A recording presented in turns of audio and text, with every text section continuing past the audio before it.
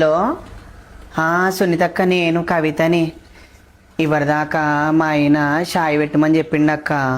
వర్షం పడుతుంది కదా చల్లగా, చాయ్ పెట్టమని దుకాణం కాడికి పోయినాక, కిరాణా దుకాణం కాడికి పోయి ఇట్లా పైసలు ఇచ్చినాక, పైసలు ఇచ్చి పాల ప్యాకెట్ తీసుకున్నా, ఎవరో సొలుగుతున్నట్టు అనిపించింది. ఇట్లా తిరిగి చూస్తే శైలజ వాళ్ళ ఆయన పుల్లు దాగి రోడ్డు పైన పడిపోయిండు. పాయింట్ ఎక్కడుందో షర్ట్ ఎక్కడుందో కూడా అర్థమైతలేదు.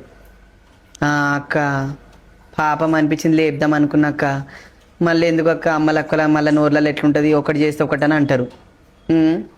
గా పెన్ల మీద పీకిరితోటి మస్తు తాగుతున్నా. 4-5 సార్లు కూడా కనిపించింది అక్క వైన్ షాప్ కాడ. నేను ఏమనలేక, ఏమనంటే మంచి మంచి కొత్త బట్టలు వేసుకుంటుంది, ఏం పీకిరి లేకుండా తిరుగుతుంది. మొగుడు ఎటన్నా పోని, నాకెందుకు పీకిరి అంటది. పోనీతి అక్క, ఏం చేస్తాం, ఎవరిని పాపమా అంది.